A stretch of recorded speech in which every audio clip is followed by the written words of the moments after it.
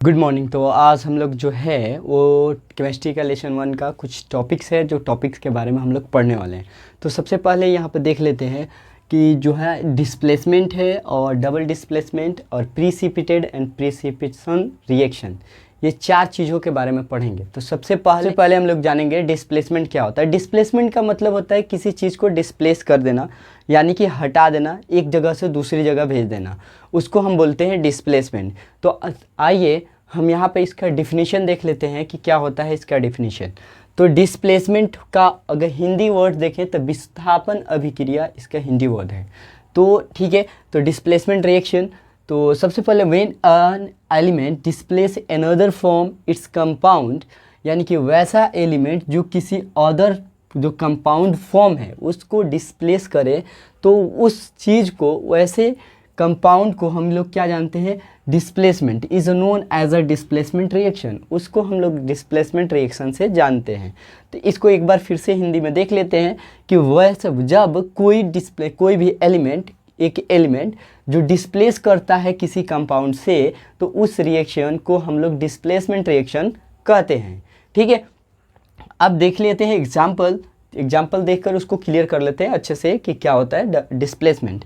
तो ये हमारा एग्जाम्पल में आयरन है और कॉपर सल्फेट, ये दोनों क्या हो रहे हैं, आपस में रिएक्शन कर रहे हैं। रिएक्शन होने के बाद आयरन क्या कर रहा है कि हमारा कॉपर को बाहर निकाल दे रहा है। कहाँ निकाल दे रहा है, बाहर कर दे रहा है, यानी डिस्प्लेस कर दे रहा है। और ये किसके साथ अपना कंबाइन कर ले रहा है, किसके साथ रिएक्शन कर ले रहा है, सल्फेट के साथ, जिसकी वजह से क्या हो रहा है कि आयरन सल्फेट बन रहा है। ठीक है, आयरन सल्फेट बन रहा है। तो इसमें क्या हुआ कि कॉपर को डिस्प्लेस कर दिया। इसका मतलब क्या है कि इस केमिकल रिएक्शन के अंदर इस कंपाउंड से किसी एलिमेंट को डिस्प्लेस कर देना डिस्प्लेसमेंट रिएक्शन होगा। ठीक है, डबल डिस्प्लेसमेंट में क्या होता है, ठीक है, इसके बाद जस्ट है डबल डिस्प्लेसमेंट। तो उस चीज़ को देख लेते हैं। देखो, डबल डिस्प्लेसमेंट में इंटरचेंज होता है, मतलब कि आप अगर मेरे जगह पे आइए तो मैं आपके जगह पे आऊँगा, ये हुआ एक्सचेंज होना। तो यहाँ पे देख लेते हैं double displacement reaction in which there is an exchange of ion. देखो, इस रिएक्शन के अंदर आयन का एक्सचेंज होता है बिटवीन द रिएक्टेंट, किसके, बिटवीन द रिएक्टेंट, यानी रिएक्टेंट के बीच में आयंस का एक्सचेंज होना क्या होता है, डबल डिस्प्लेसमेंट कहलाता है। Is called double displacement reaction. अगर कोई भी रिएक्शन के अंदर आयंस में क्या हो रहा है कि उनके रिएक्टेंट के बिटवीन आयंस का एक्सचेंज हो रहा है, तो उसे हम लोग डबल डिस्प्लेसमेंट के नाम से जानते हैं। अब देख लेते हैं, यहाँ पे एग्जाम्पल है, एग्जाम्पल पे इसको चेक कर लेते हैं। ये है इसका एग्जाम्पल।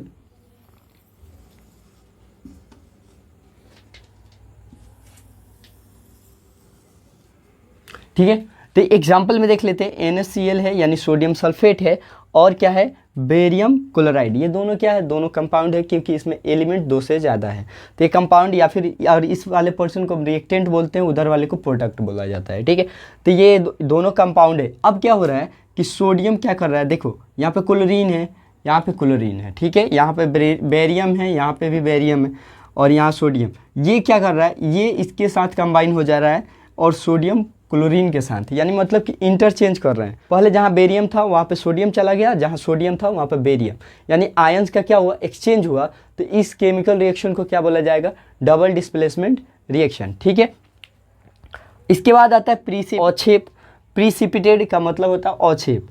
इसका डिफिनीशन में क्या है, एनी सब्सटेंस, कोई भी ऐसा सब्सटेंस हो which is insoluble in water, जो क्या हो, पानी के अंदर इनसोल्यूबल हो।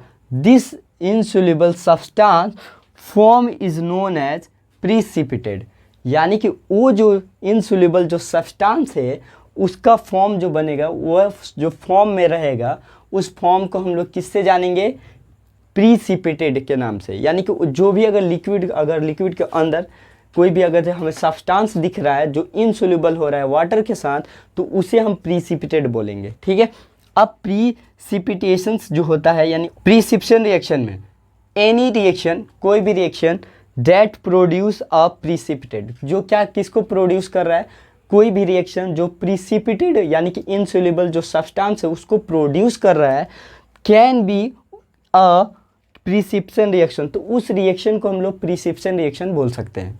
ये इसका मतलब ये है कि अगर कोई भी रिएक्शन हो रहा है उसके अंदर अगर प्रीसिपिटेट प्रोड्यूस हो रहा है तो उस रिएक्शन को हम लोग क्या बोलेंगे, प्रीसिपिटेशन रिएक्शन बोला जाएगा। ठीक है, तो यहाँ तक रहा, यहाँ से लेकर यहाँ तक पूरा का पूरा आज का जो टॉपिक है वो रहा। ठीक है, हम आपसे मिलते हैं फिर नेक्स्ट वाले वीडियो में, तब तक के लिए